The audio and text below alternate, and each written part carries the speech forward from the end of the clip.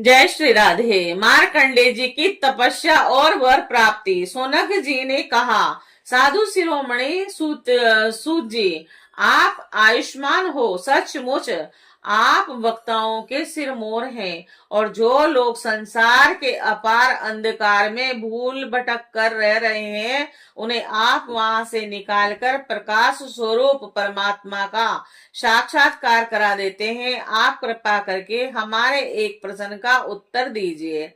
जो लोग कहते हैं कि मृकंड ऋषि के पुत्र मार्कंडे ऋषि चिरायु हैं, और जिस समय प्रलय ने सारे जगत को निगल लिया था उसी समय वे बचे रहे, परंतु सूत जी, वे तो इसी कल्प में हमारे ही वंश में उत्पन्न हुए एक श्रेष्ठ भृगुवंशी हैं, और जहां तक हमें मालूम है इस कल्प में अब तक प्राणियों का कोई प्रलय नहीं हुआ है।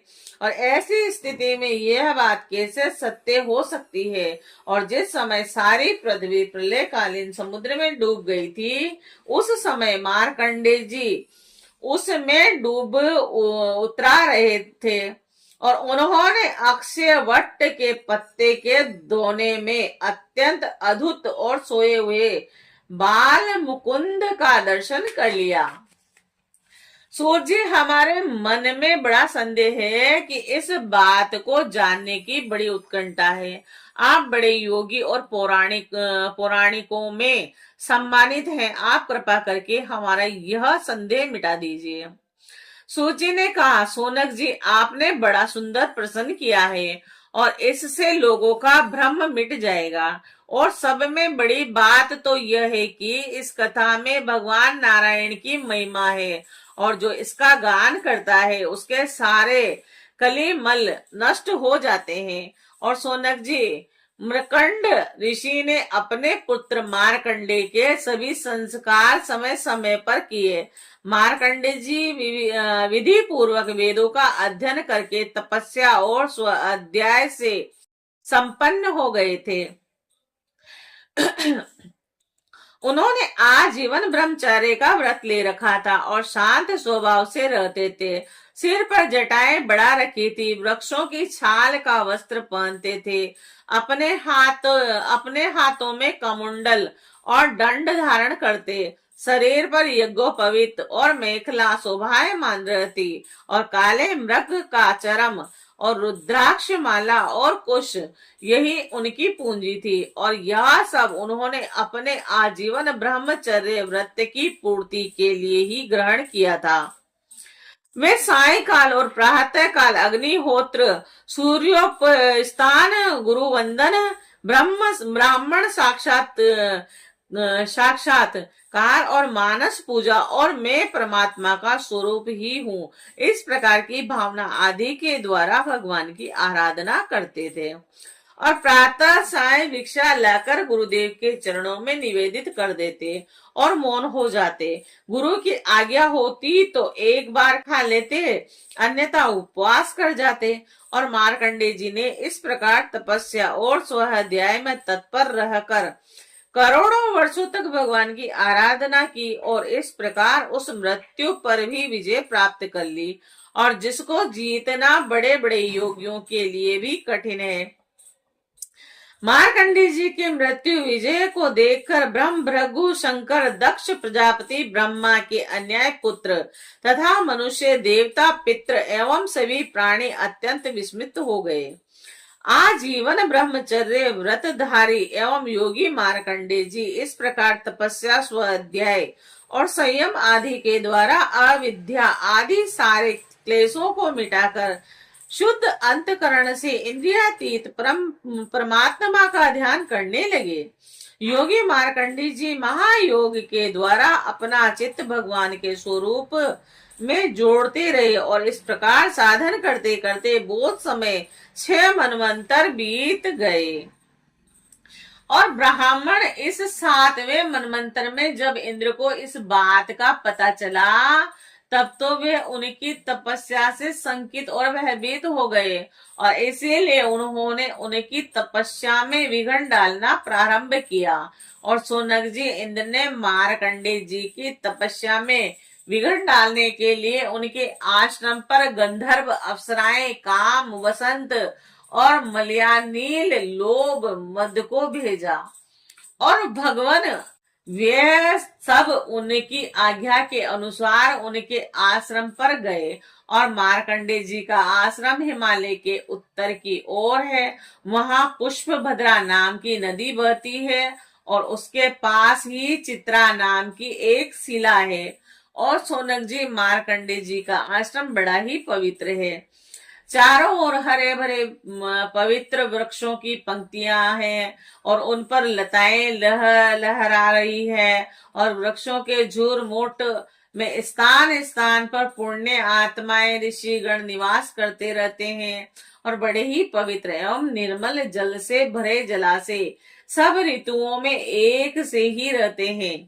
कहीं मत वाले भंवरे अपनी संगीतमय गुंजार से लोगों का मन आकर्षित करते रहते हैं, तो कहीं मत वाले कोकिल पंचम स्वर में कुहू कुहू करते रहते हैं और कहीं मत वाले मोर अपने पंख फैलाकर कलापूर्ण नृत्य करते रहते हैं, तो कहीं अन्य मत वाले पक्षियों का झुंड खेलता रहता है।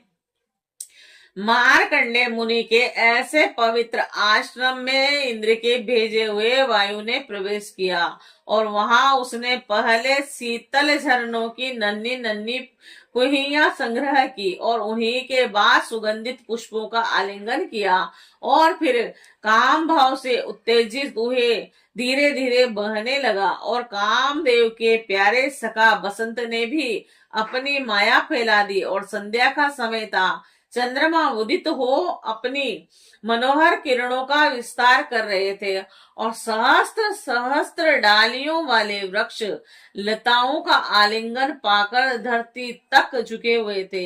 नई नई कपोलों, फलों और फूलों के गुच्छे अलग ही शोभायमान हो रहे थे और बसंत का साम्राज्य देखकर कामदेव ने भी वहां प्रवेश किया और उसके साथ गाने बजाने वाले गंधर्व झुंड के झुंड चले रहे थे और उन्हीं के चारों ओर बहुत सी स्वर्गीय स्वर्गीय ये अप्सराएं चल रही थी और अकेला काम ही सबका नायक था और उसके हाथ में पुष्पों का धनुष और उस पर सम्मोहन आदि बाण चढ़े हुए थे। और उस समय मार्कंडे मुनि अग्निहोत्र करके भगवान की उपासना कर रहे थे और उनके नेत्र बंद थे। वे इतने तेजस्वी थे कि मानो स्वयं अग्नि देव ही मूर्तिमान होकर बैठे हों और उनको देखने से ही मालूम हो जाता था कि उनको पराजित कर सकना बहुत ही कठिन है।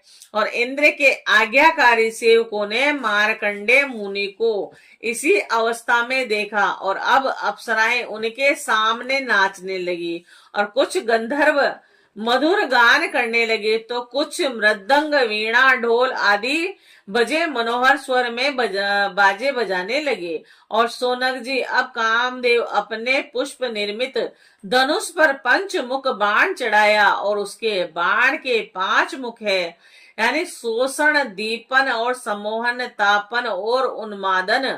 जिस समय वह निशाना लगाने की ताक में था उसी समय इंद्र के सेवक बसंत और लोभ मार्कंडे मुनि का मन विचलित करने के लिए प्रयत्नशील थे और उनके सामने ही कुंजिक स्थली नाम की सुंदरी अप्सरा गेंद खेल रही थी और स्तनों के भार से बार बार उनकी कमल लचक जाया करती थी और साथ ही उनकी चोटियों में गुथे हुए सुंदर सुंदर पुष्प मालाएं बिखेर कर धरती पर गिरती जा रही थी। और कभी कभी वह तिरछी चितवन से इधर उधर देख लिया करती थी और उनके नेत्र कभी गेंद के साथ आकाश की ओर जाते और कभी धरती की ओर और कभी हथेलियों की ओर। वह बड़े हाव भाव के साथ गेंद की ओर दौड़ती थी और उसी समय उसकी करधनी टूट गई और वायु ने उनकी झीनी सी साड़ी को शरीर से अलग कर दिया। कामदेव ने अपना उपयुक्त अवसर देखकर और यह समझकर कि अब मार्कंडेय मुनि को मैंने जीत लिया, उनके ऊपर अपना बाण छोड़ा, परंतु उनकी एक न चली। मार्कंडेय मुनि पर उनका सारा उद्योग निष्फल हो गया। ठीक वैसे ही जैसे असमर्थ और अभागे पुरुष के प्रयत्न विफल हो जाते हैं। और सोनक जी, मार्कंडेय मुनि अपरिमित तेजस्वी थे।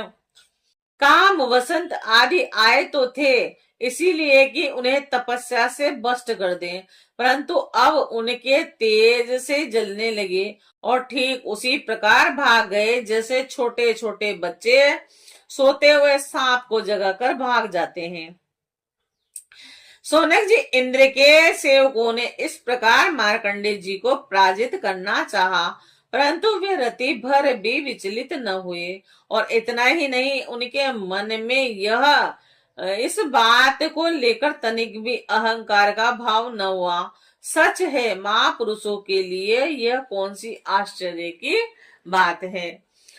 जब देवराज इंद्र ने देखा कि कामदेव अपनी सेना के साथ निस्तेज हस्त प्रभ होकर लौटा है और सुना कि ब्रह्म ऋषि मार्कंडेय जी परम प्रभावशाली हैं, तब उन्हें बड़ा ही आश्चर्य हुआ।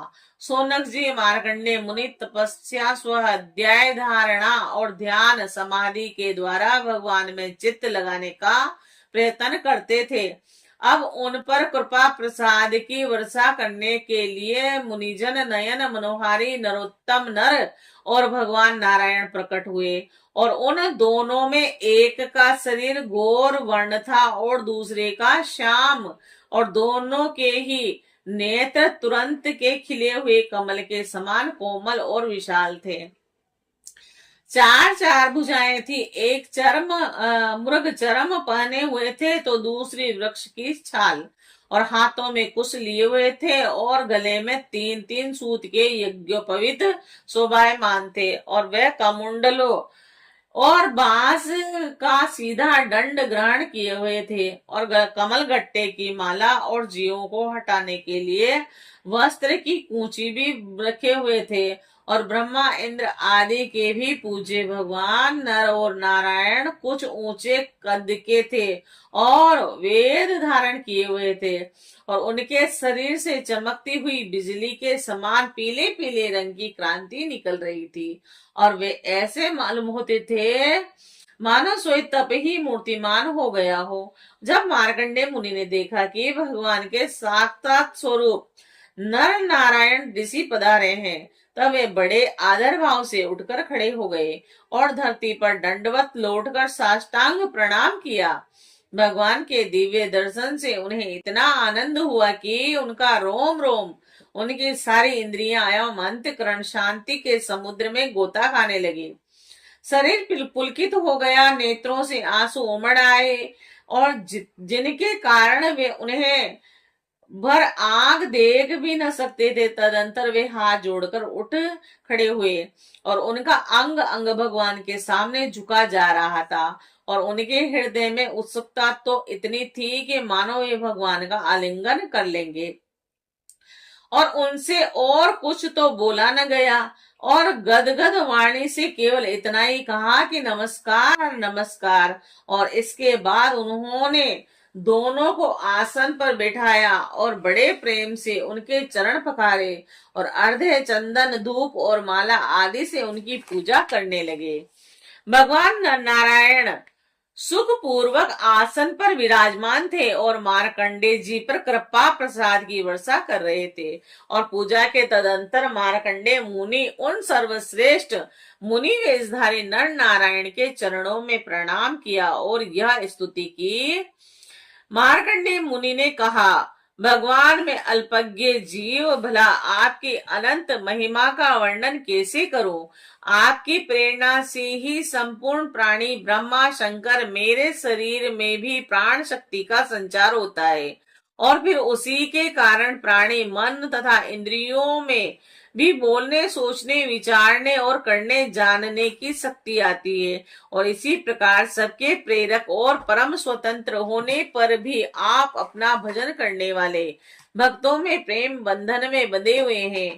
प्रभु आपने केवल विश्व की रक्षा के लिए ही जैसे मत्स्य कुर्म आदि अनेक अवतार ग्रहण किए, ऐसे ही आपने यह दोनों रूप भी त्रिलोकी के कल्याण और उसकी दुख निवृत्ति और विश्व के प्राणियों को मृत्यु पर विजय प्राप्त कराने के लिए ग्रहण किया है। आप रक्षा तो करते ही हैं और मकड़ी के समान अपने में ही इस विश्व को प्रकट करते हैं और फिर स्वयं अपने में ही लीन भी कर लेते हैं। और आप चराचर का पालन और नियमन करने वाले, मैं आपके चरण कमलों में प्रणाम करता हूँ, और जो आपके चरण कमलों की शरण ग्रहण कर लेते हैं उन्हें कर्म गुण और काल जनित क्लेश सर्प भी नहीं कर सकते।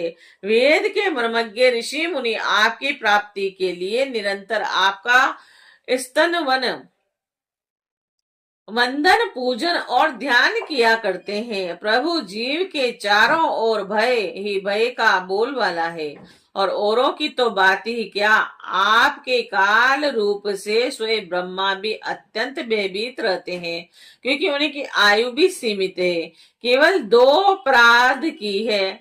और फिर उनके बनाए हुए भौतिक शरीर वाले प्राणियों के संबंध में तो कहना ही क्या।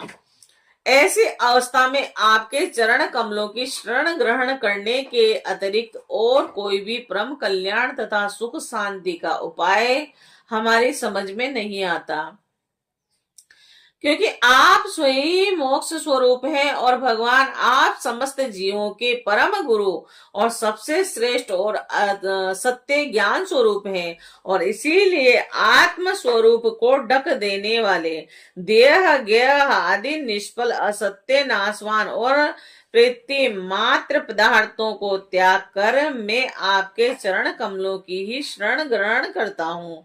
और कोई भी प्राणी यदि आपकी शरण ग्रहण कर लेता है तो वह उससे अपने सारे अभिष्ट पदार्थ प्राप्त कर लेता है। जीवों के परम सुहृद प्रभु, यद्यपि सत्व रज और तम ये 3 गुण आपकी ही मूर्ति है, और इन्हीं के द्वारा आप जगत की उत्पत्ति स्थिति लय और आदि अनेकों मायामय लीलाएं करते हैं, और फिर भी आपकी सत्व गुणमय मूर्ति ही जीवों को शांति प्रदान करती है। रजोगुणी तमोगुणी मूर्तियों से जीवों को शांति नहीं मिल सकती, और उनसे तो दुख मोह और भय की वृद्धि ही होती है। और भगवान इसीलिए बुद्धिमान पुरुष आपकी और आपके भक्तों की परम प्रिय एवं शुद्ध मूर्ति नर नारायण की उपासना करते हैं, और 5 रात्र सिद्धांत के अन्याय विशुद्ध सत्व को कि आपका श्री विग्रह मानते हैं, और उसी की उपासना से आपके नृत्य धाम वैकुंठ की प्राप्ति होती है। और उस धाम की यह विलक्षणता है कि वह लोक होने पर भी सर्वथा भयभीत और भोग युक्त होने पर भी आत्मानंद से परिपूर्ण है। वह रजोगुण और तमोगुण को आपकी मूर्ति स्वीकार नहीं करते, और भगवान आप अंतर्यामी सर्वव्यापक सर्व स्वरूप जगत गुरु परमाधे और शुद्ध स्वरूप हैं, और समस्त लौकिक और वैदिक वाणी आपके अधीन है। आप ही वेद मार्ग के प्रवर्तक हैं, और मैं आपके इस युगल स्वरूप नरोत्तम नर और ऋषिवर नारायण को नमस्कार करता हूँ। आप यद्यपि प्रत्येक जीव की इंद्रियों तथा उनके विषयों में प्राणों तथा हृदय में भी विद्यमान हैं, और तो भी आपके माया से जीव की बुद्धि इतनी मोहित हो जाती है, ढक जाती है कि वह निष्फल और छोटी इंद्रियों के जाल में फंसकर आपकी झांकी से वंचित हो जाता है।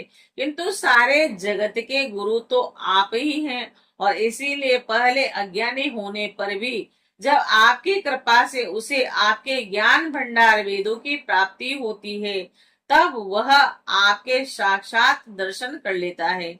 और प्रभु वेदों में आपका साक्षात्कार करने वाला वह ज्ञान पूर्ण रूप से विद्यमान है जो आपके स्वरूप का रहस्य प्रकट करता है। ब्रह्मा आदि बड़े बड़े प्रतिभाशाली मनीषी और उसे प्राप्त करने का प्रयत्न करते रहने पर भी मोह में पड़ जाते हैं, और आप भी ऐसी लीला विहारी हैं कि विभिन्न मत वाले आपके संबंध में जैसा सोचते विचारते हैं वैसा ही शील स्वभाव और रूप ग्रहण करके आप उनके सामने प्रकट हो जाते हैं, और वास्तव में आप देह आदि समस्त उपाधियों में छिपे हुए विशुद्ध विधान घन ही हैं। अय पुरुषोत्तम, मैं आपकी वंदना करता हूँ। जय श्री राधे, जय श्री कृष्णा।